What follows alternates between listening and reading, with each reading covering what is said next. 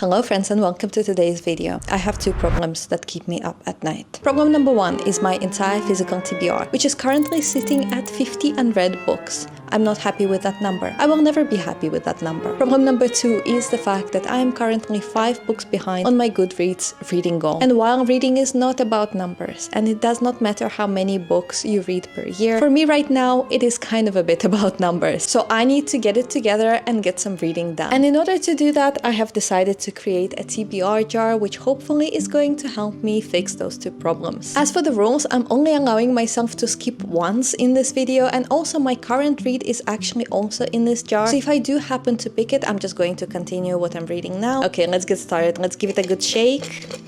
I'm actually really excited about this challenge because usually I'm a mood reader and I just pick whatever I feel like. So it would be really fun to have that extra element of mystery to my reading this week. So I'm ready to pick my first read. I'm not looking. Okay, it's gonna be this one. Okay, I'm gonna try not to look and then let you see first. I hope you can see, I hope it focuses. If it doesn't, I am so sorry. Also, I hope it's not upside down. I don't know. Okay, I'm gonna look. The Girl with the Dragon Tattoo. Oh my god, that's actually one of the books that was on my spring TBR that I never read. Okay, so my first read of the week is going to be The Girl with the Dragon Tattoo by Stieg Larsson. I'm actually really excited. It's been a minute since I read like a thriller or a mystery, so I feel like it could be really fun. It is a pretty chunky book. It's like 700, oh no, it's 800 pages, but the font is so big. Let me show you. Look at this font. It's huge. So I feel like it's not actually going to take that long to get through this book. And also I've heard really great things about it. I mean, obviously it's a bestseller. So many people have read this. I think here on the back I saw, 21 million Stieg Larsson novels sold worldwide. I know that this is a very popular book and a lot of people have really loved it. So I'm very curious to see what I think about it. I cannot wait to start. And I feel like TBR Jar did really well so far. So I'm very excited for this challenge.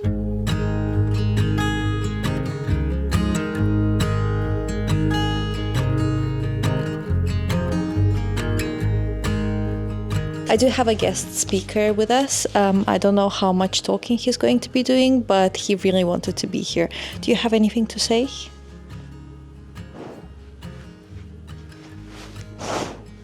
Okay, that was very insightful. Thank you very much for your input. I really appreciate it, okay? Thank you. Okay, so currently I am 248 pages into The Girl with the Dragon Tattoo. My edition specifically has pretty small pages and big font, but still, it's not a short book. I have quite mixed feelings about it. Personally, I would like to talk about the plot of this book because I went into it completely blindly. I didn't know anything about it. So in this book, we are following a set of multiple characters, but I think we have two main characters. The first one is Michael Bloomquist, who is a financial journalist, and at the beginning of the book, we find out that he just lost a case. He tried to sue a company. I think essentially they were laundering big sums of money, but Blomquist lost this case, and then pretty much out of nowhere, Blomquist gets contacted by this person, Vanger. Vanger is a 80-something-year-old, but his brother's granddaughter went missing 40 years ago, and this is a case that still haunts him because not only they had a pretty close relationship, but also it's just a mystery that was never solved. And besides that, we actually got introduced to Salander, who is the girl with the dragon tattoo. So she is a young kind of like private investigator. So where I'm at right now, we get the parallel timeline. First, Blomquist working for Vanger and starting his investigation, but also in the parallel we get a bit more insight on Salander. I'm not really sure what she's up to yet. I think we're going to see more as the book goes on. Sorry, I had to move the camera a bit. So as of right now, I am relatively invested in this book. However, I don't think I'm like 100% in it as of yet. I'm curious about the whole disappearance of Harriet and finding out what happened to this girl all this years ago. And also I'm really enjoying the storyline of Blomquist right now, especially of this small town where Blomquist currently is. It's the middle of the winter, so all of the storms are being described, and it just feels like such a nice atmosphere, which I am very enjoying. I'm someone who loves atmosphere in books, so for me this is perfect, even though it's literally middle of June, but I'm really enjoying reading about this wintry town. Also, I'm very curious to see what Salander has to do with this plotline, because obviously like the book is named literally The Girl with the Dragon Tattoo, so I just assume that Salander is going to become the protagonist of the story and the main focus of all of the plot lines. But as of right now, we are spending a lot more time with Blomquist than we're spending with her, and I'm not sure how she's going to become the forefront of the story and what's going to happen. Also, there is a lot of foreshadowing, so this book is split into a few parts. At the beginning of every part of this book, there is a statistic about female abuse in Sweden, which is just really depressing. For example, part 2 starts saying 46% of the women in Sweden have been subjected to violence by a man. So obviously, I assume that this is a foreshadowing to where the main plotline is going to go. And also another part of it is that this book is written by Stig Larsson, who is a Swedish author. And the original Swedish title of this book is called Men Who Hate Women, which then got turned into The Girl with a Dragon Tattoo to make it a bit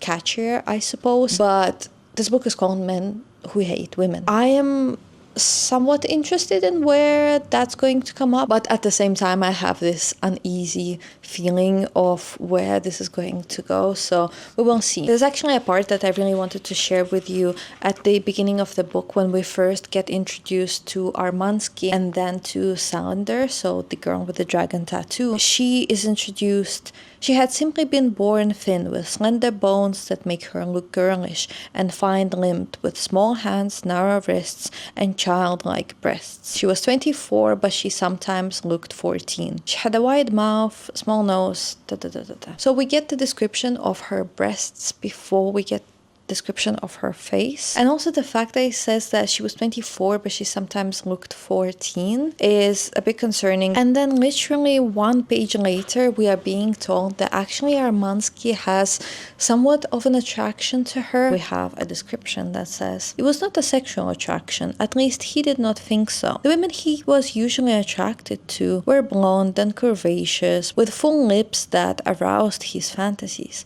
And besides, he had been married for 20 years to a Finnish woman named Ritva, who still more than satisfied these requirements. Well, I am so glad that this object that you've been married to for 20 years still satisfies your fantasies of blonde and curvaceous and full lips. God forbid she decided to dye her hair. That would be a divorce right away, wouldn't it? Just those descriptions of women make me feel rather uncomfortable, and I'm just uneasy. I'm uneasy about it. Ideally, I would love it to make it to part 3 of this book today, which is at about the halfway point of the book. So we will see if I will be able to manage it, because, you know, I do have a reading goal to catch up on. The TBR jar definitely did an interesting choice. It's definitely uncomfy. It's making me uncomfortable. I only imagine that it's going to get worse, so we will see. I'm gonna keep you updated. I will try to get a good chunk of reading done tonight, and then I will let you know what I think about it in a bit.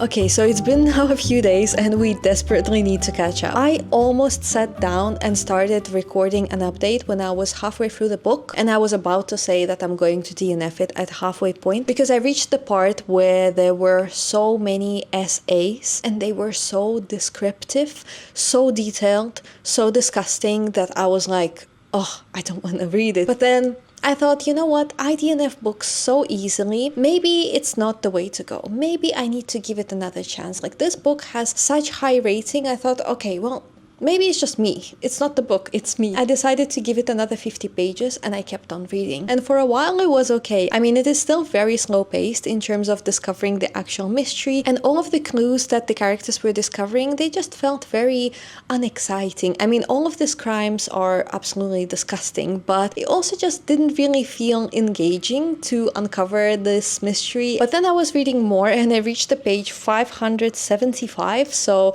look at how much I've read of this book. And then I have about like 250 pages left. And this is the point when I'm like, I'm done with this. I'm DNFing this. I calculated that I'm DNFing it at 68% of this book. I reached the point where I had no more fun reading this at all. First of all, we were getting so much animal abuse, which I absolutely hate. And it's very graphic and detailed as everything else in this book, which just disturbed me and I was not enjoying it at all, obviously. Also, the main character, and this is like somewhat of a mild spoiler, but is it really? It doesn't really have to do with the main mystery, so it's up to you if you wanna hear it or not. But the main character was very graphically S8. She barely survived, okay? It was awful. It was disgusting to read about, and yes, it was an entire scene that was described in all the detail, which I really wish I didn't read, but okay. And after that, she starts working with someone who seems like an actual decent human being, meaning that he just has like a basic human respect towards her. Like, he does not want to abuse her the second that he sees her. He has no like sexual or romantic attraction to her. He's just like,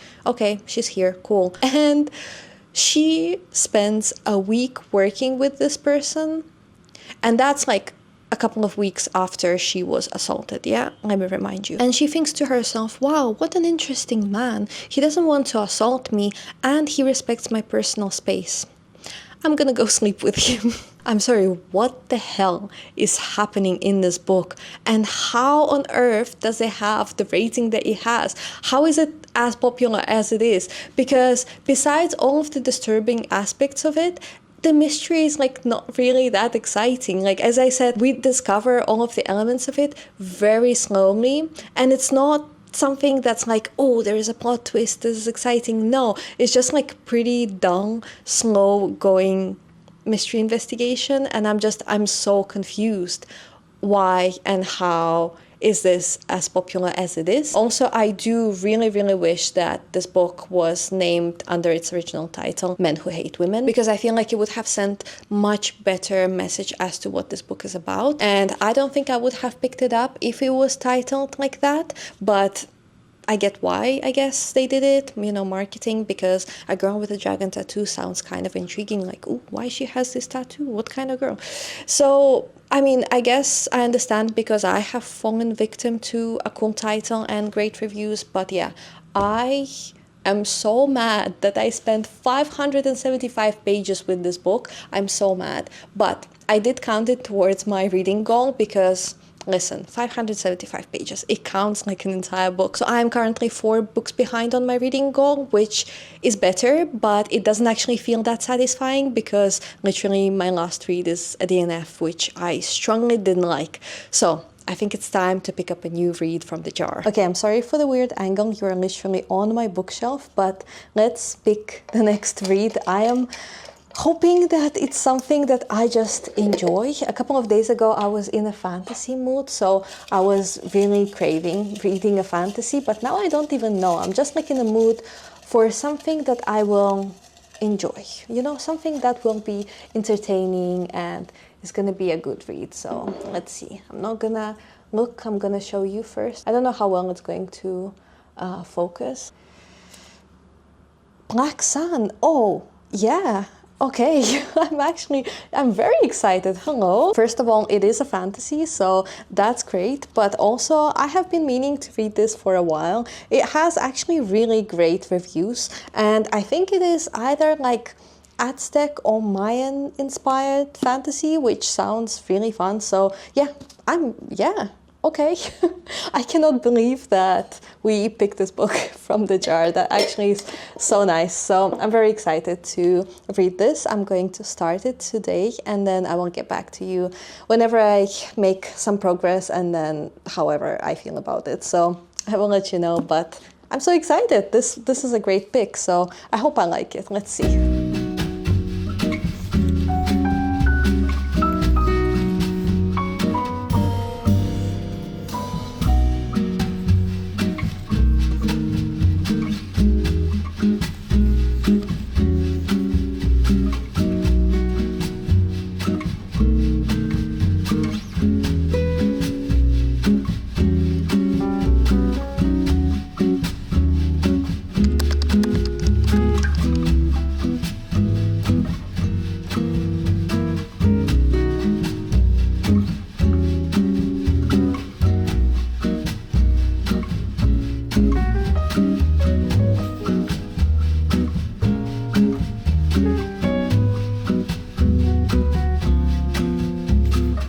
Isn't it so satisfying how this paperback just lies completely flat in the middle? I love me a floppy paperback.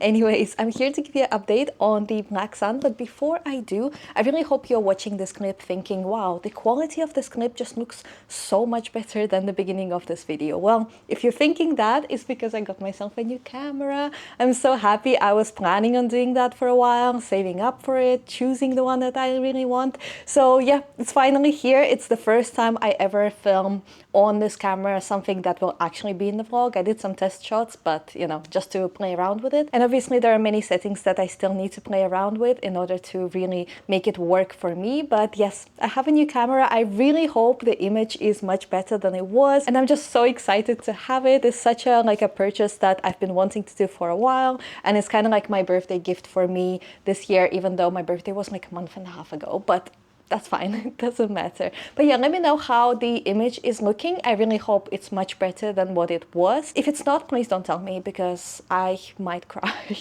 I'm very sensitive, okay? Let's talk about the Black Sun. So I'm currently, as you saw, almost halfway through the book. I'm on page 210. So far, I'm actually really enjoying it. I wasn't quite sure how I was feeling about it at the beginning. That's why I didn't give you any initial thoughts. But now that I'm almost at the halfway point, I'm actually really enjoying it. As I've mentioned at the beginning, it is a pre-Columbian Americas inspired fantasy. I don't think that it's inspired by one particular culture, but rather like a combination of different ones. And at least I can recognize a couple of references here. But basically in this book, we're following multiple POVs and also multiple timelines, but they're all related to one event, which I believe is going to take place at the end of the book. Essentially, the first POV that we have is Naranpa, and she is a sun priest. So she is the most important priest out of all. She lives in the city of Tova, and we basically see a lot of like political intrigue and kind of scandals going on around her. It seems like people who work with her want to undermine her, so she's trying to navigate that situation. And yeah, there is a lot of politics involved. It is a little bit confusing at the beginning, but it kind of makes more sense as you go along the journey with these characters. Then the second POV that we have is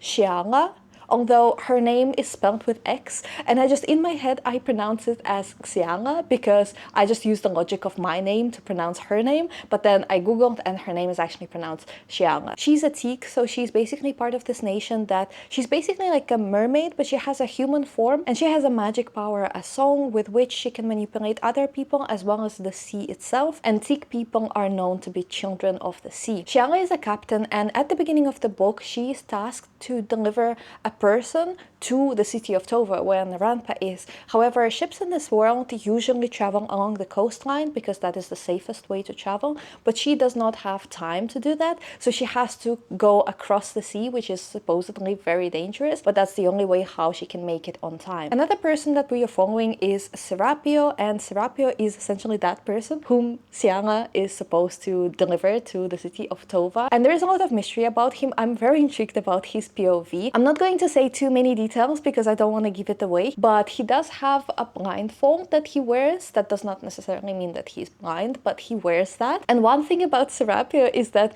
whenever I think of him, I think of Kenshi from Mortal Kombat. I don't know if anyone out there played Mortal Kombat quite as obsessively as I have at some point when I was growing up, but Kenshi used to be like my favorite character to play, and whenever I read Serapio's POV, that's just how I imagine him. So here's that. The Serapio's POV is very interesting. He definitely has quite a few secrets. From his childhood, his mom has always told him that he's to become a god, and that's what he's been preparing for. I'm really intrigued about his storyline, but I don't want to say too many details because I think really his POV is the one that is very interesting to find out for yourself. So I believe the city of Tova is going to be like the center point of all of the events where a lot of the characters are going to meet potentially. I'm not too sure. So far, I'm really enjoying this book in a classic fantasy fashion. Like the first 100 pages were a little bit painful because you have so many names, so many places. You don't really know anything that's going on, and it was kind of hard to orient yourself and figure out what's going on.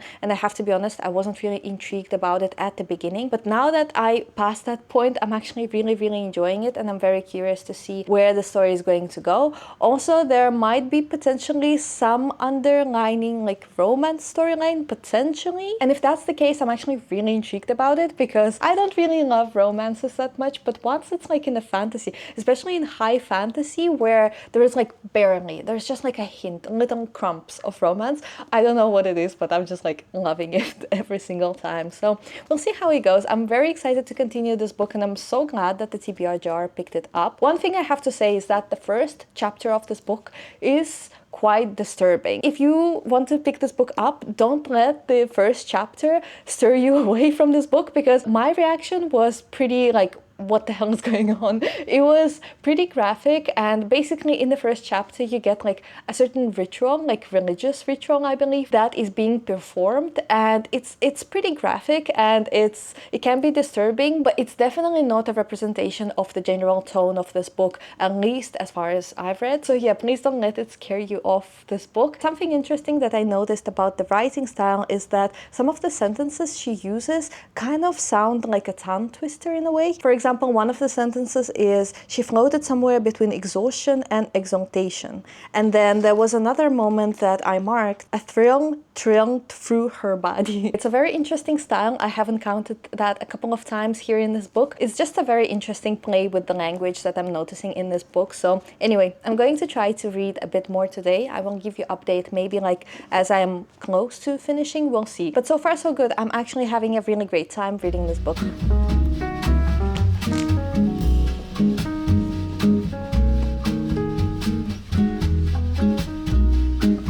Okay, I literally now have only one chapter left of this book, so let's finish it together.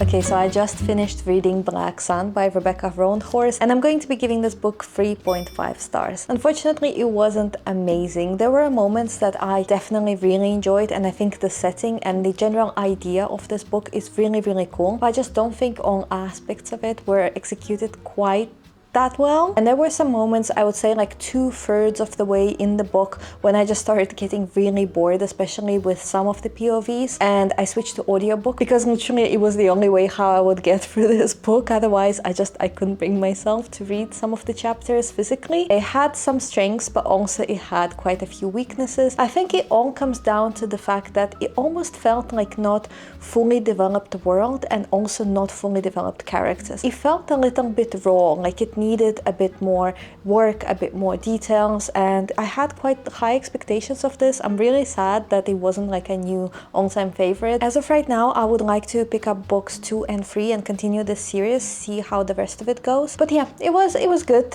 but it was not amazing, unfortunately, for me at least. But I'm very glad that I got another book done, so I'm one book closer to my reading goal and one book down for my physical TBR, which is amazing. Which, by the way, talking about my reading goal, this video is taking taking me a lot longer than I anticipated. I really thought I was gonna like go through multiple books in 1 week. Well, that didn't happen, and it's taking me a really long time to film this video, but that's okay. That's not a problem. But the problem is that I keep falling behind on my reading goal. So as of today, I'm actually like 5 books behind my reading goal yet again. But then I have this book that I need to log, and also I have finished another book on the background, like outside of this vlog, that I can log for my reading goal. So I will be back to 4 books behind schedule. I really need to catch up, but you know what? I'll get there eventually. I'm gonna stay delusional and think that I won't catch up and even go ahead of my goal. So it's time to pick another book from the jar. Let's do that. It has literally been 5 minutes since I last spoke to you. Basically, I filmed a clip where I picked a book from the TBR jar, and it was The Apollo Murders, which at first I was kind of excited, and then I literally opened this book on the first page and I was like, I don't think I'm in the mood for this at all, and I don't think I want to read this right now. So I have decided that, if you remember at the beginning, I gave myself 1 skip. So Apollo Murders is going to be my skip. I feel like I really need something right now that would be very engaging, because, you know, I just had a DNF. Then I got a fantasy that was good but not great, and I need something a little more engaging, because I am afraid of getting into a reading slump, and I just don't know if Apollo Murders is the right choice for me right now. So whatever I pick now from the jar, I'm actually gonna have to read it, since I used my last and only skip in this video. So let's see. Hopefully it's something better than Apollo Murders, or I might pick something and be like, okay, you know what? Apollo Murders was a better choice. Let's see. Let's see. I don't know. I am nervous now because now that I used my only skip, I hope it's something good. I hope it's something that I enjoy. Let's see. Let's see. Okay. It's gonna be this one.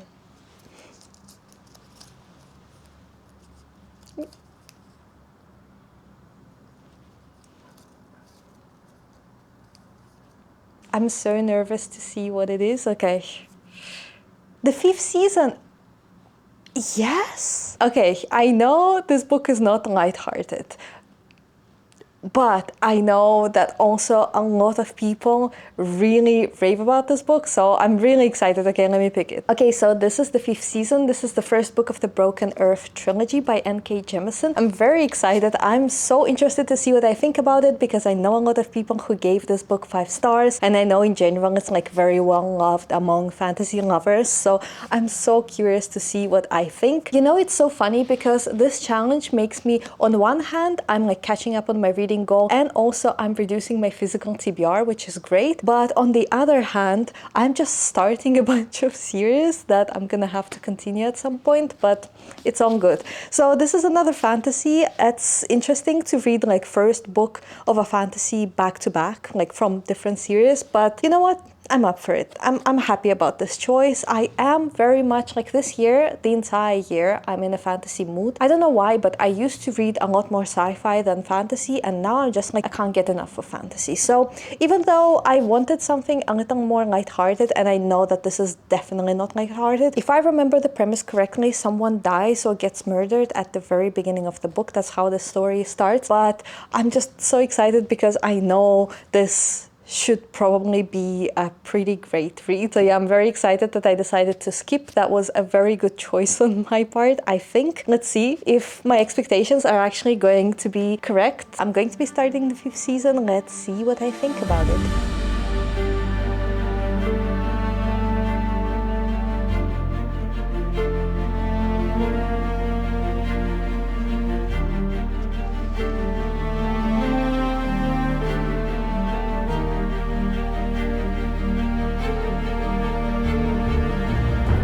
I've made a bit of progress in the 5th season. I am now on page 134, and I'm really enjoying my time reading this book. I don't know if you can see how many pages of this book I have dog-eared. I'm sorry if that triggers you. I'm really enjoying this book. I'm loving the writing style of it so much. It is written very uniquely. I marked a lot of places where I thought the writing was beautiful. For example, we're talking about the capital city of this world, and it is described like this: delicately arching bridges woven of glass and audacity, and architectural structures called balconies that are so simple yet so breathtakingly foolish that no one has ever built them before in written history. But much of history is unwritten. Remember this. And the whole book is written like this in this beautiful type of writing. And also one of the POVs of this book is actually written in the second person, which I rarely see in books. So that is also very interesting. And I do think that this is the main POV of all of the ones that we're getting. In this POV, we are following Essen. The reader is being told that you are Essen. And she has just lost her child, her son, at the beginning of the book. That's how this whole story starts, because her husband killed his own son because he found out that his son possesses the magic. Essen is also the one who has the magic, and so does her daughter. And Essen actually doesn't know if her daughter is alive or not because her husband has left the town now. At the beginning of the book, she grieves the death of her son, but after a while she realizes that she can't stay in the city for long because people hate her for possessing this magic, and so she decides to leave and pursue her husband in order to seek revenge, but also to find out if there is a chance that her daughter might still be alive. And so the magic of this world is very interesting. People who have magic powers, they're called origins, and they essentially are able to control earthquakes. They have something to do with seismic activity of the earth. They're able to predict earthquakes, stop them, cause them, and so on. And they constantly are in tune with the earth, with all of the tiny seismic activity. And people who have this magic, they're not liked by this world, by this society. There is an establishment, like a government institution, that basically takes all of the origins and educates them, making sure they're not dangerous, finding very different ways to control them and make them non-threat to the society. It's a really tough life for the ones who have magic, and we do follow multiple POVs in the story. As I said, I think Essen is the main one, but we do have other people as well. One of them is the Maya. She's a little girl who also has this magical power, and her parents are really scared of her, and they call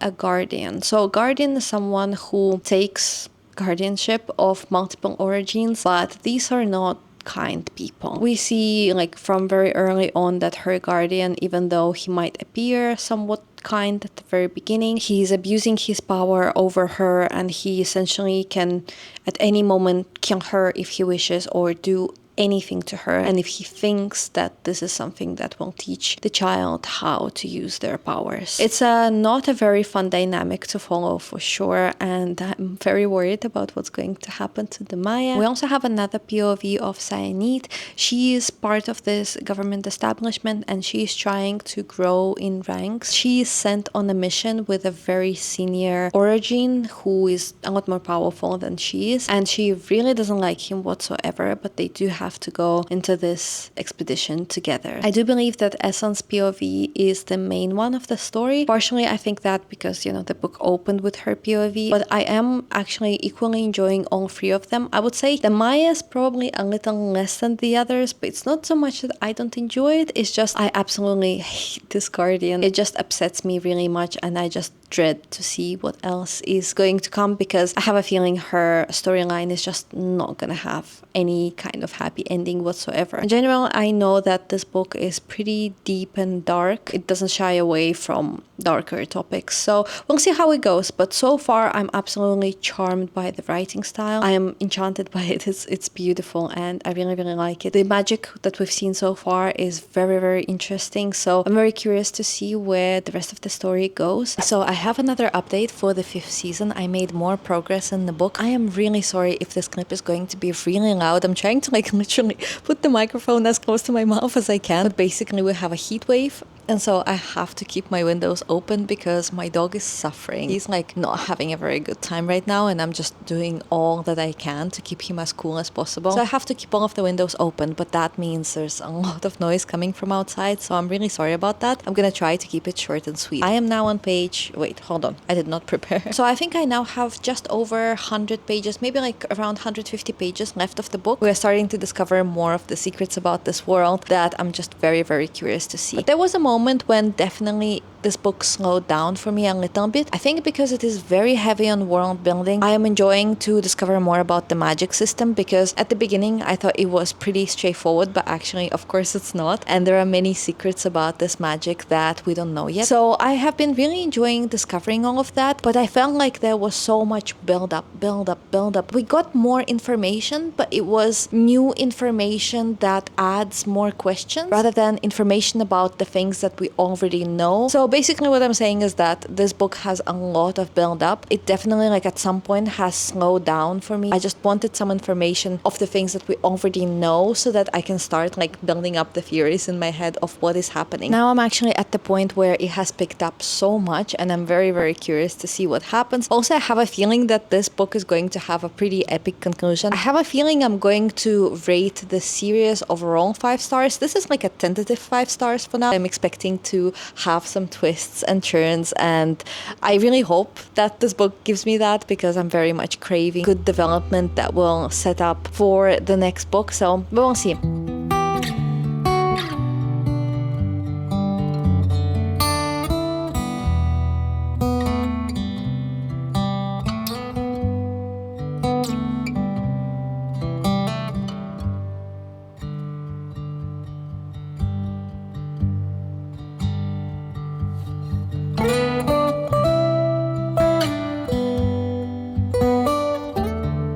Okay, friends, I'm gonna have to ask you to do me a favor. If you have not read the 5th season by N.K. Jemisin, I would need you to close YouTube right now and then go to your Goodreads app or your library app, wherever you have your TBR, and I'm gonna need you to add this book to your TBR because it is brilliant. I gave this book 5 stars. I was feeling so many things about it that it's literally now been over a day since I finished it. I needed to take some time to fully gather my thoughts and be able to articulate it somewhat coherently, hopefully.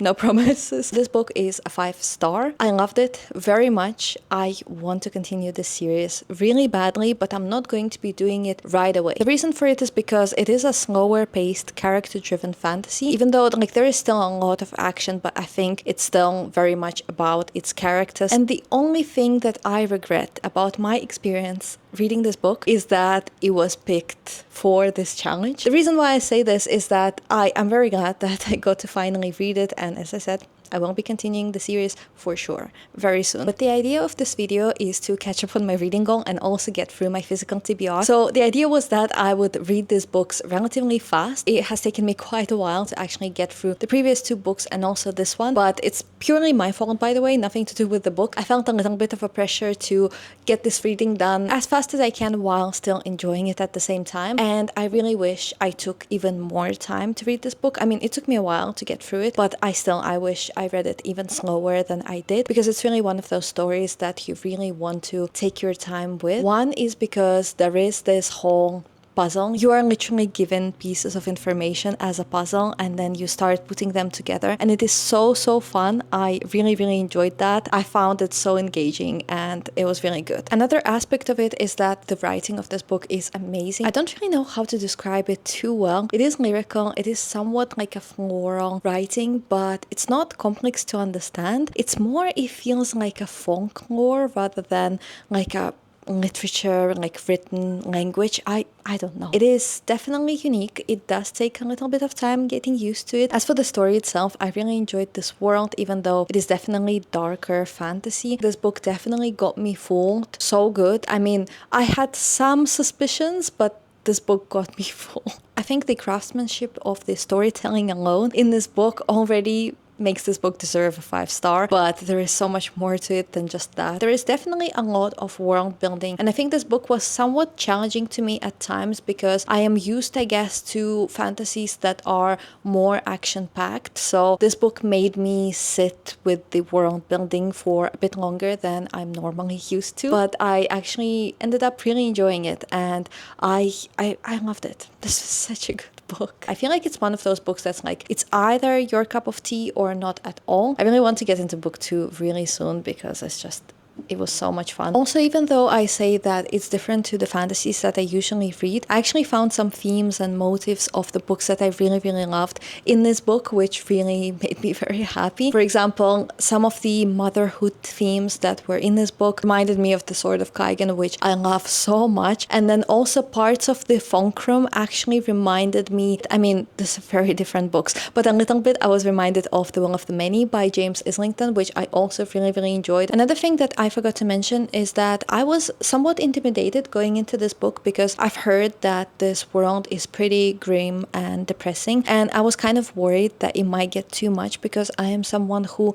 doesn't love when things get too dark. But I actually really liked the darker tone of this book, even though there are so many terrible things, awful things that happen in this book. But I think because it holds its tone throughout the entire book, it's just describing that this world is the way that it is, and it's just plainly told to you from the beginning.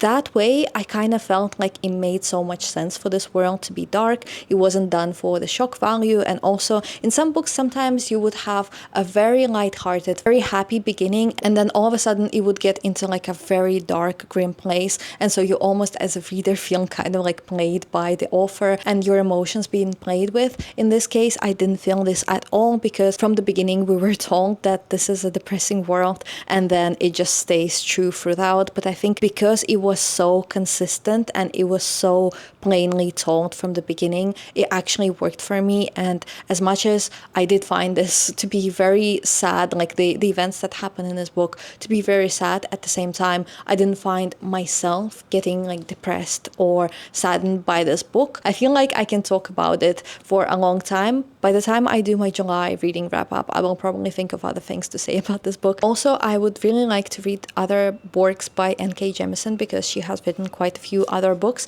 and I'm very curious to see how her writing works in other stories, in other setups. That would be really fun. Okay, so that is a wrap of TBR jar picking my reads. I went through The Girl with the Dragon Tattoo, which was a DNF, then Black Sun, which was 3.75, and The Fifth Season, which was a 5-star. Definitely 3 chunky books. Very serious reads, I would say. Not lighthearted reads for sure, but I did enjoy my fair share of them. I mean, except the first one. I enjoyed doing this video a lot. It was really fun to actually like not know what my current read is going to be, and having that element of surprise was definitely fun. So please let me know if you would like me to do more videos like this, if you would like me to continue the challenge. Also, since it took me quite a while to get through each of these books, I'm actually 4 books behind on my reading goal. So some progress has been made, but honestly not that much of it. However, besides these 3 books, I also finished 2 other books from my physical TBR while I was filming this video. So I'm actually down 5 books on my physical TBR. I started off at 50 and now I'm at 45, which makes me very happy. I would really love by the end of July for it to be at 40. So to get through 5 more books, that would be amazing. Hopefully I can do that. I don't know. Let's see. It makes me very happy that I'm making some progress through my physical TBR, even though my reading goal might be suffering. So that is going to be all for today's video. Thank you so much for watching. If you have read any of the books that I read today, please let me know down below in the comments. I would love to talk to you. Also, if you want me to do a part 2 of the TBR jar challenge, please let me know as well, because it was honestly really fun. Thank you so much for watching. Thank you for being here. I appreciate you so much. I hope you have a lovely day, and I will hopefully see you in the next one. Bye!